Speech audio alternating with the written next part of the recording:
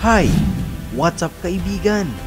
Ito ang Mahiwagang TV na maghahatid sa inyo ng mga kakaibang kwento, mga misteryo, hiwaga at mga kakatuwang pangyayari.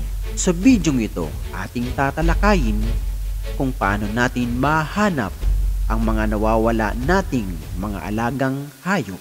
May paborito ka bang alagang hayop na nawawala dahil naiwan mong bukas ang pinto ng iyong gate o sumama sa ibang hayop, pusa, aso? Halina't alamin natin kung paano sila mahanap ng mabilis. Ang mga hayop ay may iba't ibang lengguwahe na sila lang ang nakakaintindi at nakakaunawa. Katulad natin mga tao, may sarili din tayong lengguwahe. Ito kaibigan ang simple at epektibong paraan para mahanap ang mga nawawala nating mahal na alaga. Halimbawa na lamang ng pusa na nawala na matagal nyo nang hinahanap. Ganito ang gawin mo. Pero bago tayo magpatuloy, kung bago ka pa lang sa aking channel, baka pwedeng pakipindot ng subscribe button at bell at palike na rin ang video.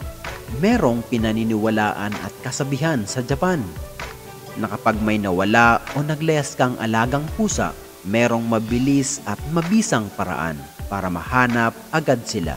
Ito ang paraan at teknik.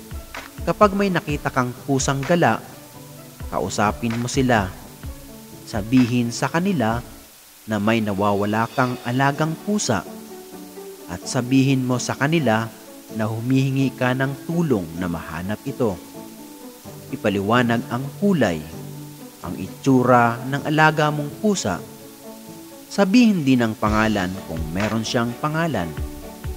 At higit sa lahat, sabihin sa kanila na hinahanap siya at kung gaano mo siya kamahal at malulungkot ka kung wala siya na kung pwede ay umuwi na siya.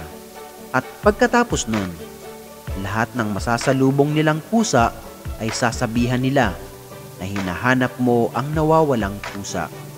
Sa ganong paraan, mabilis na uuwi at matatagpuan mo ang mahal mong pusa. Kung nagustuhan mo ang ganitong mga video, pakishare na rin sa iyong mga kaibigan at kapamilya. Maraming salamat. God bless.